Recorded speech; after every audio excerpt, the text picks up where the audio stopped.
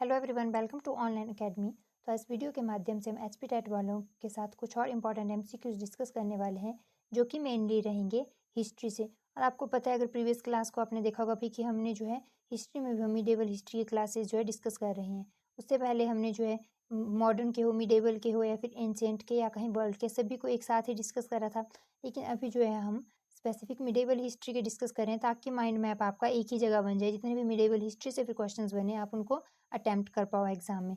और तो देखते हैं हमारा फर्स्ट क्वेश्चन रहने वाला है, हु वाज नोन एज जिंदा पीर। बेसिकली ये क्वेश्चन हमने डिस्कस कर लिया था। तो किसको लिविंग सेंट कहा जाता है? तो किसी और को नहीं, जो है औरंगजेब को। यहाँ तक हमने जो है डिस्कस कर लिए थे। और इसको जिंदा पीर के साथ साथ और हमने देखा था आलमगीर के नाम से भी जाना जाता है ना। देखते हैं नेक्स्ट क्वेश्चन रहेगा, Kabir was the disciple of. तो किसके डिसाइपल थे कबीर? तो सबको पता है भाई कि रामानंद के डिसाइपल थे कबीर, है ना। ऑप्शन ए राइट आंसर रहेगा। और रामानंद पूछे जाते हैं कि किसके डिसाइपल थे, तो रामानुज के डिसाइपल रामानंद देखने को मिलते हैं। और रामानंद के डिसाइपल या कहे शिष्य तो कौन देखने को मिलते हैं? कबीर देखने को मिलते हैं। और जो रामानंद है, इन्हीं को क्रेडिट जाता है भाई भक्ति मूवमेंट जो है नॉर्थ इंडिया में लाने के लिए, ठीक है। तो जो है ये ध्यान में रख लेना है कि भाई रामानुज के शिष्य रामानंद थे, रामानंद के शिष्य कबीर थे। और बात करें, रामानंद को ही जो है क्रेडिट जाता है नॉर्थ में भक्ति मूवमेंट को जो है फैलाने के लिए। तो देखते हैं ना नेक्स्ट क्वेश्चन। तो नेक्स्ट क्वेश्चन रहने वाला है, शेरशाह सूरी इंट्रोड्यूस्ड विच करेंसी। तो कौन सी करेंसी इंट्रोड्यूस करी गई थी? ये सबको पता है। क्यों? क्योंकि रुपया आज भी तो देखने को मिलता है, प्रचलन में, है ना। तो इसीलिए राइट जो है आंसर जो है ए रहने वाला है। अब कुछ और चीज़ शेरशाह सूरी के बारे में डिस्कस करें तो एक चीज़ ध्यान में रखनी की जो शेरशाह सूरी है, इसका जो मकबरा कहाँ पर है, क्वेश्चन बनता है। तो कहाँ पर इसका मकबरा है? तो जो है सासाराम बिहार में देखने को मिलता है इसका मकबरा। और आपको पता है कि 2 बैटल लड़ी थी 1539 में और जो है 1540 में हुमायूं के साथ। इसको जो है बैटल ऑफ चौसा कहा जाता है ना। और अगर बात करें इसे बैटल ऑफ कनौज या फिर बिलग्राम भी कहा जाता है, 40 में लड़ी थी। इसके बाद हुमायूं जो है इंडिया छोड़कर चला जाएगा। और फिर कब वापिस आएगा? तो 1555 के अराउंड जो है हमें इसकी वापसी देखने को मिलती है। और तब तक जो है हमारे पास सूर एम्पायर क्या वीक हो जाता है। लेकिन सूर एम्पायर की स्टैब्लिशमेंट कब देखने को मिली हमें? 1540 में देखने को मिली, है ना। दिल्ली पे कंट्रोल कर लिया। उसके बाद जो है हमारे पास जो है 55 तक जो है सूर एम्पायर ही रूल करता हुआ दिखेगा। लेकिन जैसे ही वीक सक्सेसर देखने को मिलेंगे, तो क्या देखने को मिलता है भाई? हुमायूं वापिस आएगा और फिर क्या करेगा? जब वापस से कंट्रोल एस्टेब्लिश करेगा। और फिर तो हमें पता ही है कि भाई मुगल एम्पायर हमें जो है कितना बड़ा मतलब उसमें देखने को मिलता है, हिस्ट्री में उसका कितना जो है रोल देखने को मिलता है। तो देखते हैं नेक्स्ट क्वेश्चन रहने वाला है, who was the author of तुझको ये जहांगीरी। तो तुझको ये जहांगीरी, तो नाम थोड़े अजीब हैं, तो इसीलिए थोड़ा जो है प्रोनाउंशिएट करते टाइम ना थोड़ी दिक्कत हो जाती है। तो बात करें तो तुझको ए जहांगीरी किसके द्वारा जो है हमारे पास लिखी गई है? तो जहांगीर के द्वारा। मैंने बताया था कि 2 ही ऐसे मुगल रूलर मिलते हैं और क्वेश्चन बना था। हालाँकि ये तो यूजीसी में बना था, लेकिन पता क्वेश्चन क्या बना था कि ऐसे कौन से मुगल रूलर देखने को मिलते हैं उनमें से जिन्होंने अपनी जिन्होंने बेसिकली ऑटोबायोग्राफी लिखी है, यानी कि खुद ही लिखी है ना। बायोग्राफी अब कोई दूसरा लिखे तो बायोग्राफी कहते हैं, खुद लिखे तो ऑटोबायोग्राफी।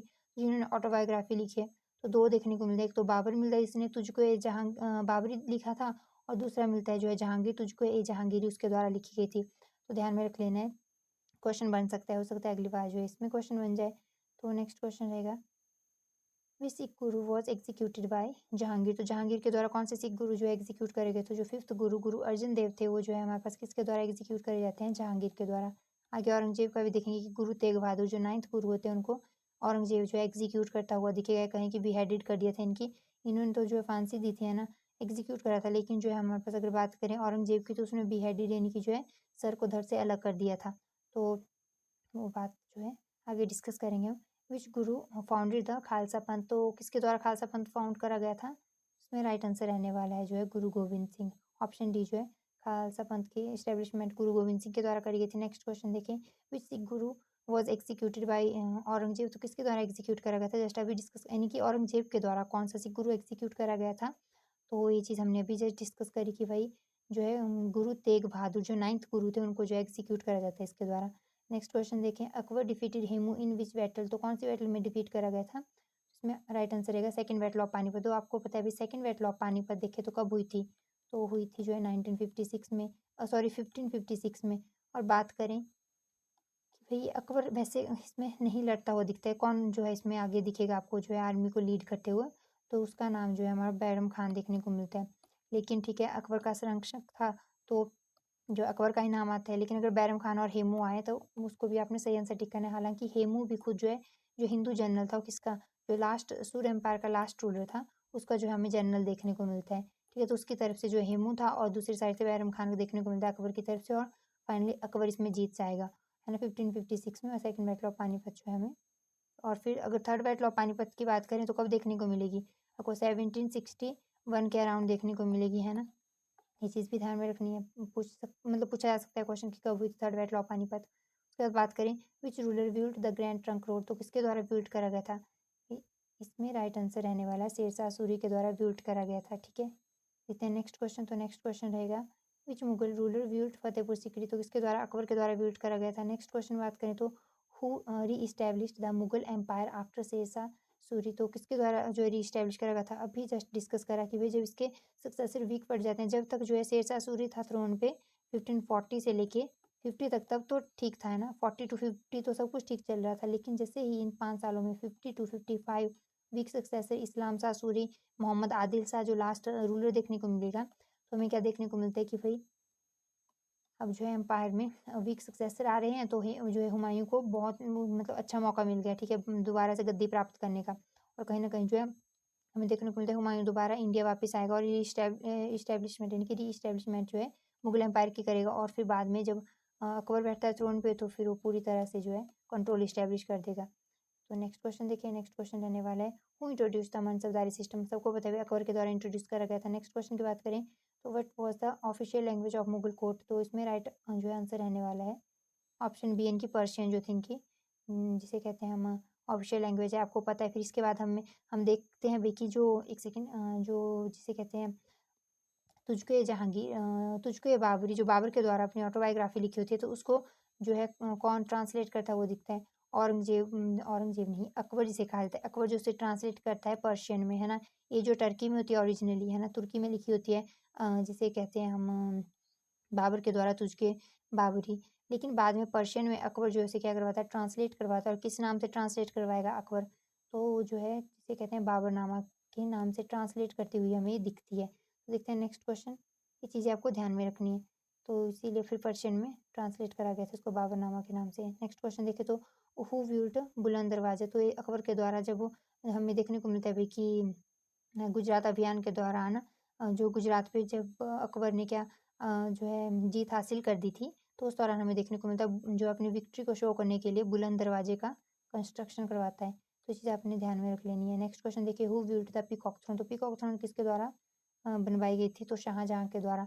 और ध्यान रखना शाहजहाँ का टाइम जो आर्किटेक्चर के लिए जो है हमारे पास गोल्डन पीरियड माना जाता है, क्योंकि मैक्सिमम जो कंस्ट्रक्शन जो है आर्किटेक्चर जो जिसे कहते हैं देखने को मिलता है मुगल के टाइम का, तो शाहजहाँ के टाइम का ही देखने को मिलता है। ताजमहल की बात कर लें और रेड फोर्ट की बात कर लें, तो ये जो कुछ एक चीज़ें ये भी 2 मिलते हैं, लेकिन जो हमें मतलब हम जो है अभी शाहजहाँ की बात कर रहे हैं, तो उसके पर्सपेक्टिव से बात करेंगे कि जो भी हमें आर्किटेक्चर में अगर बात करें गोल्डन पीरियड देखने को मिलता है शाहजहाँ का। वहीं पेंटिंग में बात करें जहांगीर, है ना, पेंटिंग लवर माना जाता है इसको, तो जहांगीर पेंटिंग से रिलेटेड। और औरंगजेब जो मैक्सिमम एक्सपेंशन के लिए जाना जाता है, ठीक है, और इसी को जिंदा पीर या कहीं आलमगीर के नाम से भी जाना जाता है।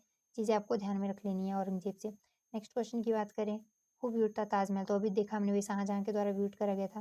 नेक्स्ट क्वेश्चन देखें which Mughal ruler built Red Fort in Delhi, ये दिल्ली वाले की बात करें तो वो किसके द्वारा बिल्ड करा गया था, वो शाहजहाँ के द्वारा बनवाया गया था।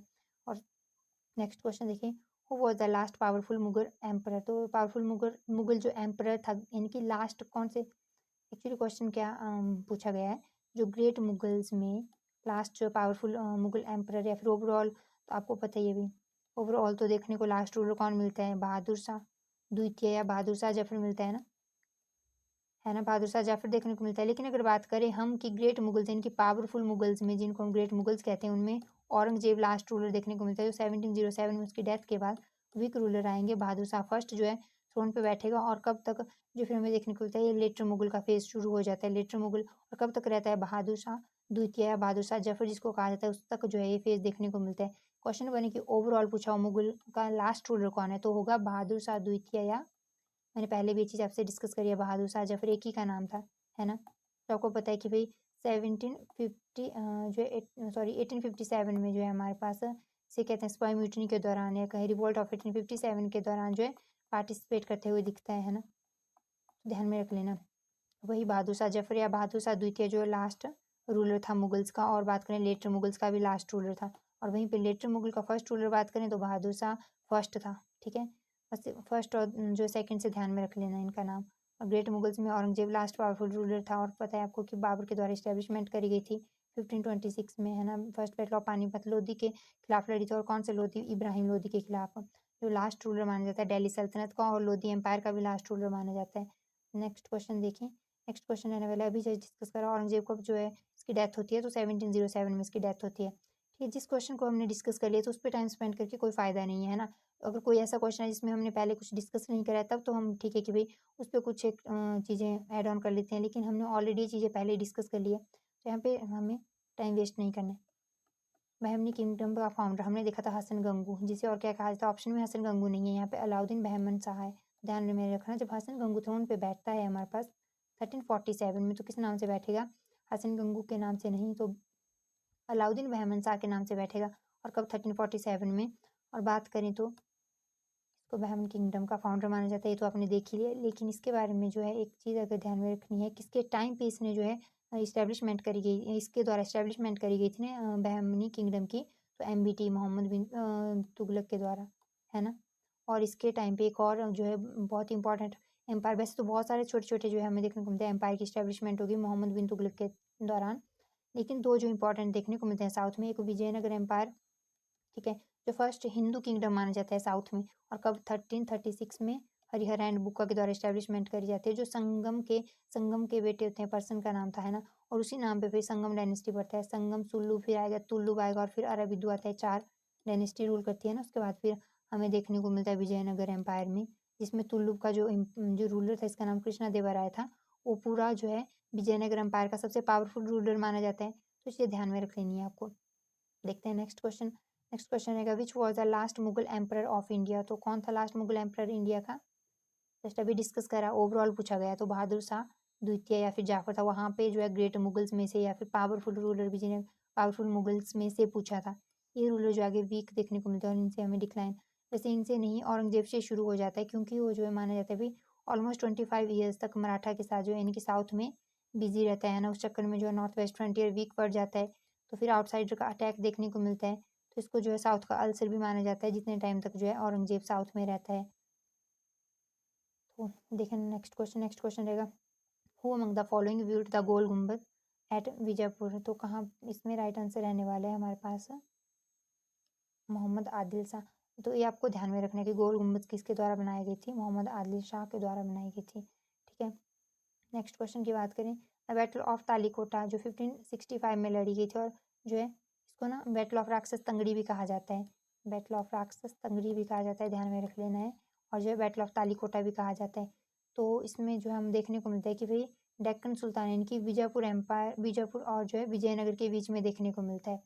देखिए नेक्स्ट क्वेश्चन, तो नेक्स्ट क्वेश्चन रहने वाला है, who was the greatest pattern of Mughal painting? तो अभी हमने डिस्कस करा है, जस्ट मतलब 2-3 क्वेश्चंस पहले ही डिस्कस करा है भाई कि जहांगीर को जो है क्या माना जाता है, इसका टाइम पीरियड पेंटिंग्स के लिए गोल्डन फेज माना जाता है, और शाहजहाँ का जो है आर्किटेक्चर से रिलेटेड गोल्डन फेज माना जाता है ना। कुछ एक चीज़ें। नेक्स्ट क्वेश्चन रहेगा, Amir Khusro was the disciple of which Sufi saint? तो अमीर खुसरो बहुत इंपॉर्टेंट है, मैंने बताया था आपको कि 7 से 8 जो है सल्तनत के रूलर्स को जो है क्या करता है, सर्व करता हुआ दिखता है। कहाँ से?